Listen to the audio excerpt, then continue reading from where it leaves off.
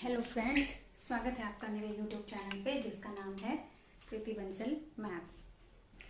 तो PGT maths में vector algebra के काफ़ी क्वेश्चंस आते हैं। तो इसमें इम्पॉर्टेंट टॉपिक है एक ट्रिपल प्रोडक्ट ऑफ वेक्टर्स। तीन वेक्टर्स की प्रोडक्ट को कैसे निकाला जाता है। ठीक है, तो देखते हैं। प्रोडक्ट ऑफ थ्री वेक्टर्स,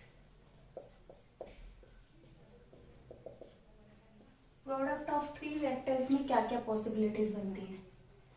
तो देखते हैं।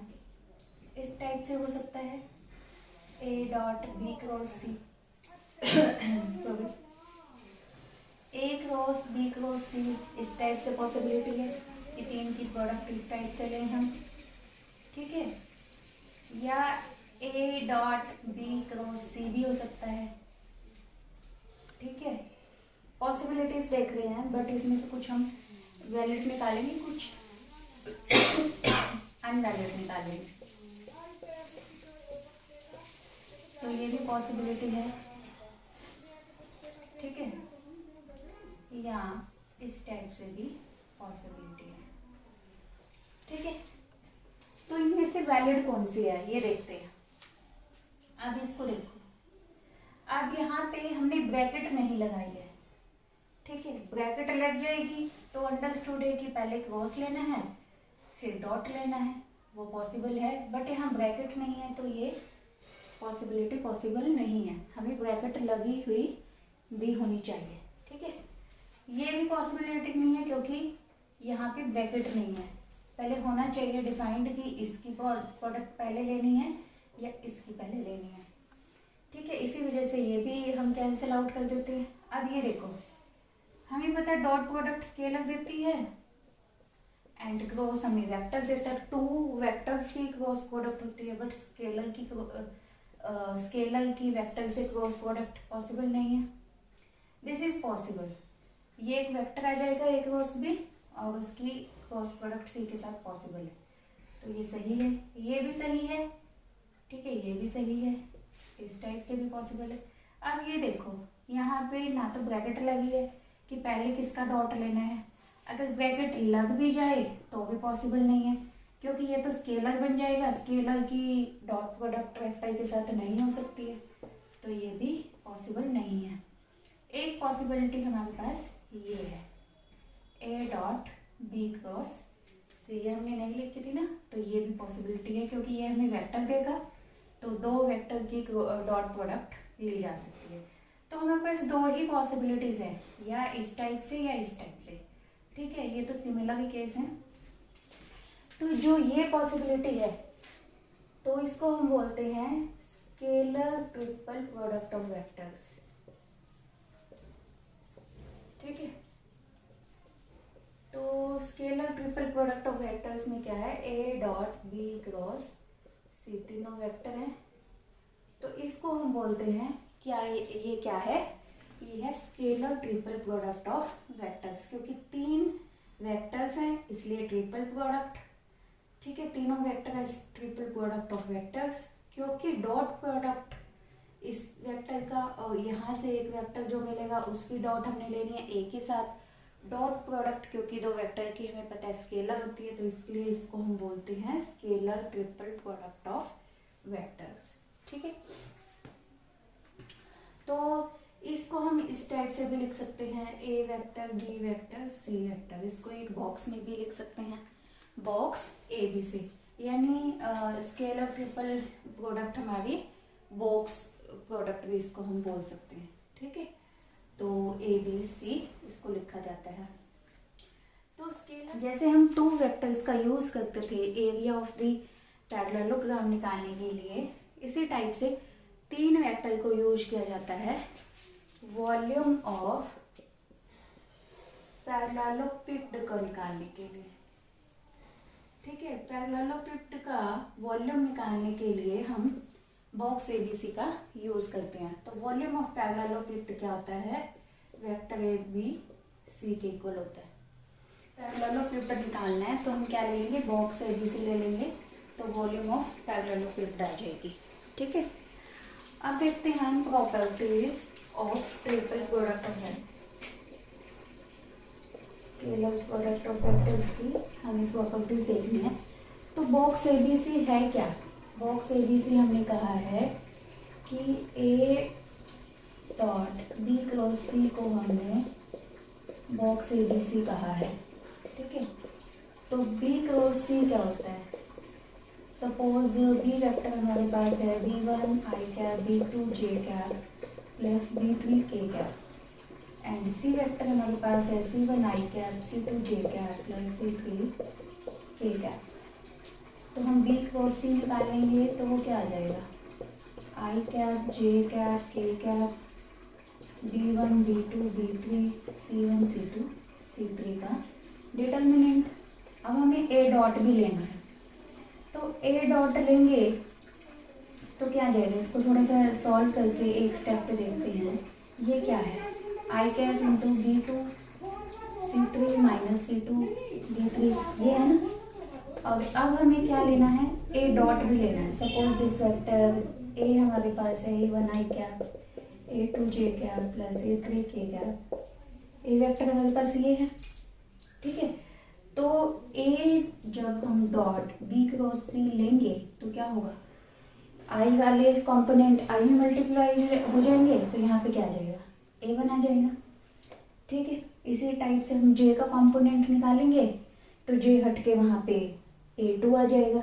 यहाँ यानी कि जहाँ पे आई होगा वहाँ पे a आ जाएगा, जहाँ पे जे होगा वहाँ पे, जहाँ पे आई होगा वहाँ पे a1 आ जाएगा, जहाँ पे जे आएगा वहाँ पे a2 आ जाएगा, जहाँ पे के होगा वहाँ पे a3 आ जाएगा। ये हम इस चीज़ से विजुअलाइज कर सकते हैं कि मल्टीप्लाई किस टाइप से होगी। जहाँ पे आई होगा यहाँ पे वहाँ a1 आ गया मल्टीप्लाई में, फिर यहाँ पे जे का कंपोनेंट आएगा तो हम डॉट लेंगे तो यहाँ पे जे की a2 की मल्टीप्लाई इससे हो जाएगी। तो यानी यहाँ जहाँ पे आई था वहाँ पे a1 मल्टीप्लाई हो जाएगा, जहाँ पे जे होगा वहाँ पे a2 की मल्टीप्लाई हो जाएगी। यानी कि हम क्या करें, अब बाद में इसको इतना सोल्व करें, इससे अच्छा है हम यहाँ पे आई जे के की को हटा के a1 a2 a3 लिख दें, तो ये क्या आ जाएगा? A vector dot B cross सी आ जाएगा, ठीक है। तो इस टाइप से this is equal to box a B C, ठीक है। इस तरह से हम स्केल और ट्रिपल प्रोडक्ट ऑफ वेक्टर्स निकाल सकते हैं, ठीक है। अब इसकी प्रॉपर्टीज देखते हैं। अगर हम इनको इंटरचेंज करते हैं पहले, फिर इनको इंटरचेंज करते हैं, हमें पता है डिटर्मिनेंट की प्रॉपर्टी क्या कहती है? एक बार इंटरचेंज करते हो रो या कॉलम को तो माइनस साइन आ जाता है, दो बार चेंज करते हो तो माइनस माइनस प्लस हो जाता है, यानी डिटर्मिनेंट वो सेम ही आ जाता है। यानी कि अगर इस साइकिल को हम रोटेट करें, हम इसको क्या लिख दें? बी सी ए, तो ये वैल्यू सेम रहेगी। क्यों? पहले हमने ए बी को इंटरचेंज किया तो बी यहाँ आ गया, फिर ए एंड सी को इंटरचेंज कर दिया, यानी दो बार चेंज किया तो डिटर्मिनेंट सेम है, यानी स्केलर ट्रिपल प्रोडक्ट सेम रहेगी अगर हम साइकिल सेम रखते हैं, ए बी सी ए या सी ए बी। क्योंकि साइकिल सेम होगा तो दो बार इंटरचेंज होंगे ये रोज आपस में एंड डिटर्मिनेंट क्या आ जाएगा? सेम आ जाएगा। तो इसलिए स्केलर ट्रिपल प्रोडक्ट इन तीनों ही केसेस में सेम आएंगे, ठीक है। बट क्या होगा? ये होगी हमारी फर्स्ट प्रॉपर्टी कि साइकिल चेंज नहीं करती है तो determinant box a B c same रहता है। बट अगर हम इसको ऐसे लिख दें बी ए सी, तो ये किसके इक्वल होगा?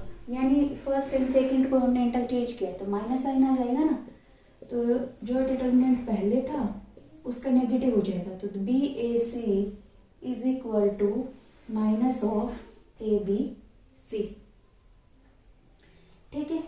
एक प्रॉपर्टी हमारे पास ये होगी कि साइकिल सेम रहती है, एक ये होगी। उसके बाद इसमें देखो हम ए डॉट बी क्रॉस सी लिखें, यानी कि डॉट एंड प्रोडक्ट क्रॉस आपस में क्या है?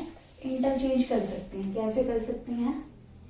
हम ए डॉट बी क्रॉस सी को इक्वल लिख सकते हैं ए क्रॉस बी डॉट सी, ऐसे लिख सकते हैं।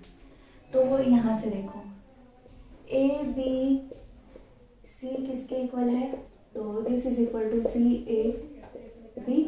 तो इसको हम क्या लिख सकते हैं, c dot a cross b, या जो डॉट प्रोडक्ट है वो तो इंटरचेंज हो सकती है, तो या ए क्रॉस बी डॉट सी लिखें, एक ही बात है। ठीक है, तो यानी डॉट एंड क्रॉस को हम इंटरचेंज कर सकते हैं। ठीक है, तो A dot B cross C equal to A cross B dot C, ऐसे लिखा जा सकता है। इसमें ऐसे आ जाए A plus D vector B C, तो इसको हम लिख सकते हैं A B C plus D B C. ये अगेन डिटर्मिनेंट की प्रॉपर्टी है।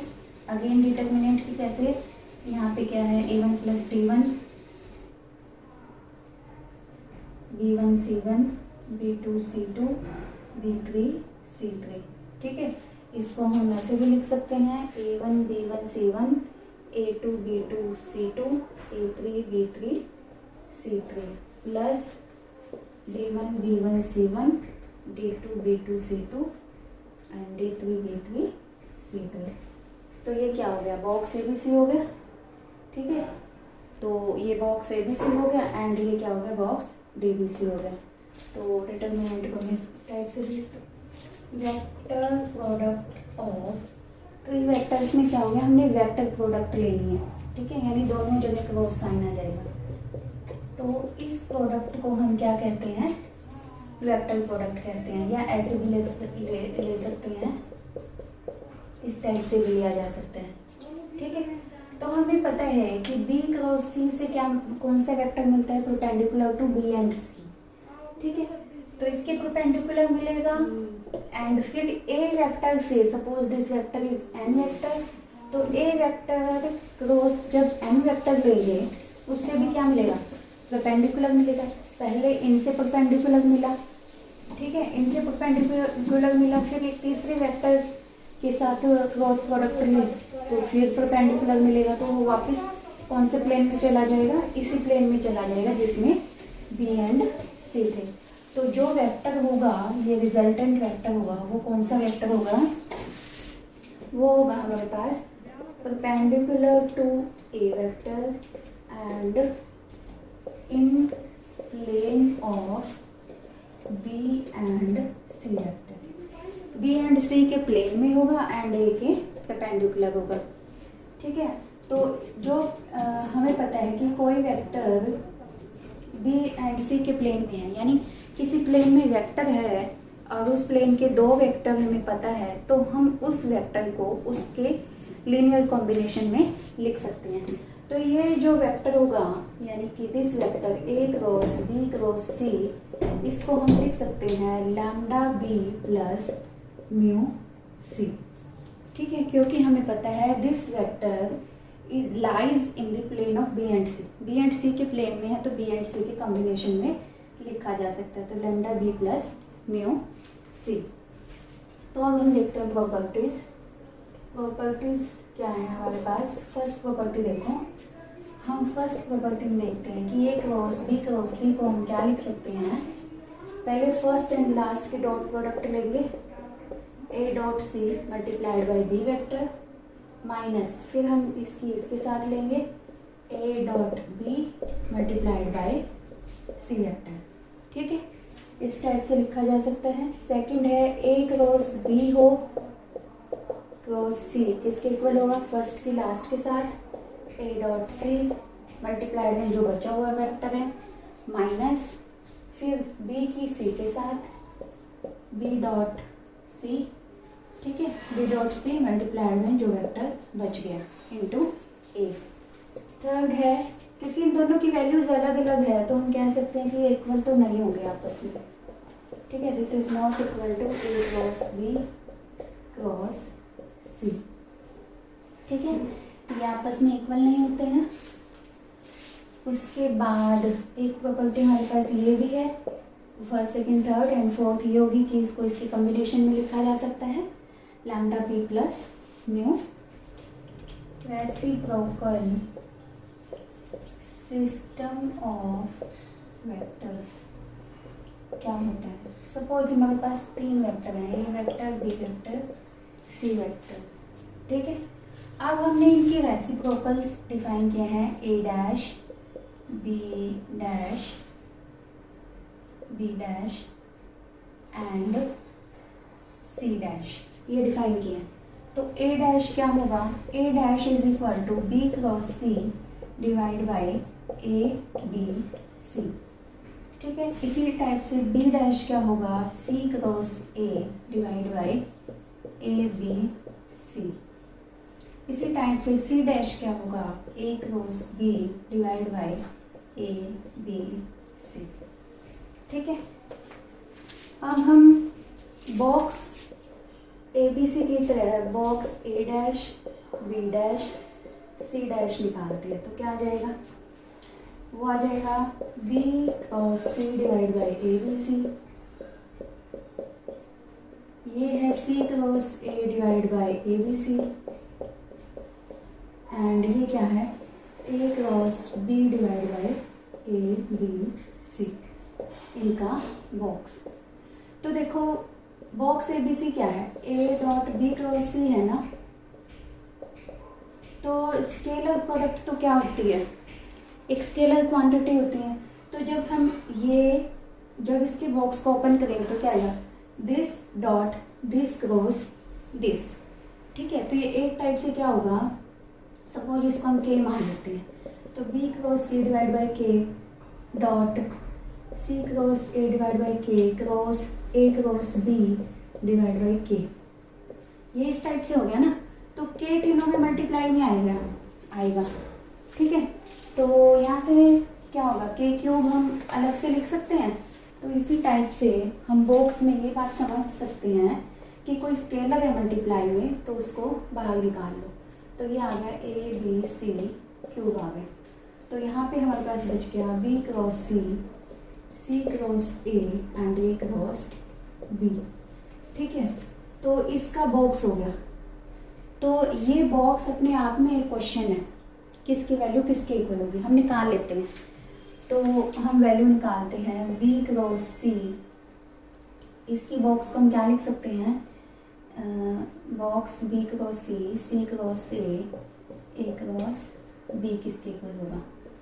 तो this is equal to B cross C dot, ठीक है, दिस डॉट बी क्रॉस सी आ जाएगा ना, तो C cross A cross B, इसको हम ऐसे लिख सकते हैं। अब हमें पता है कि हमने अभी पढ़ा है ए क्रॉस बी क्रॉस सी कैसे निकालते हैं, तो वही हम निकाल लेते हैं। इसको एक वेक्टर मान लेते हैं और ये 2 वेक्टर हो गए। तो एक वेक्टर क्रॉस प्रोडक्ट 2 वेक्टर्स के साथ हमें पता है किसके इक्वल होता है।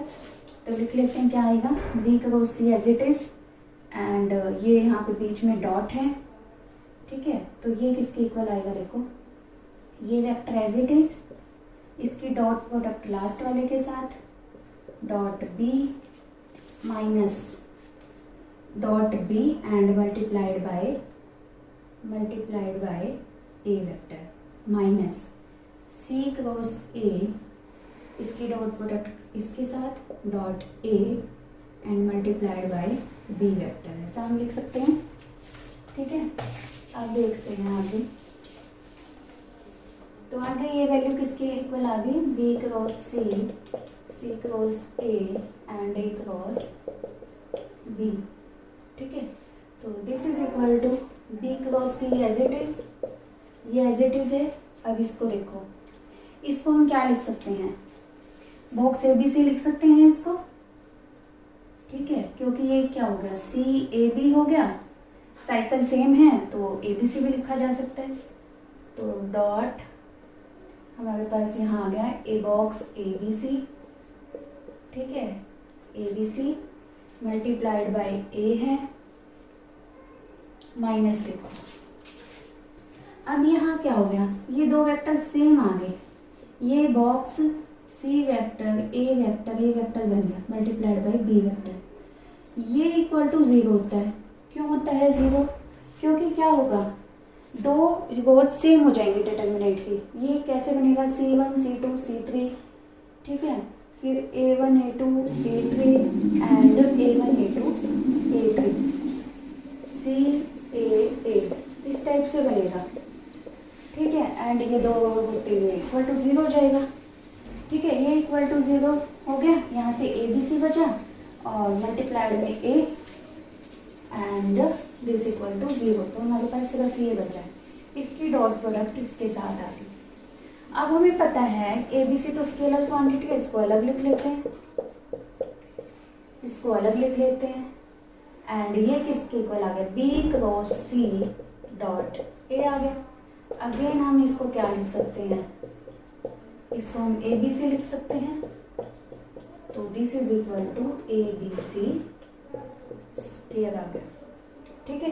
तो ये किसके इक्वल आ गया हमारे पास, A dash B dash and C dash box is equal to 1 by ABC का क्यूब मल्टीप्लाइड बाई ABC का स्क्वायर,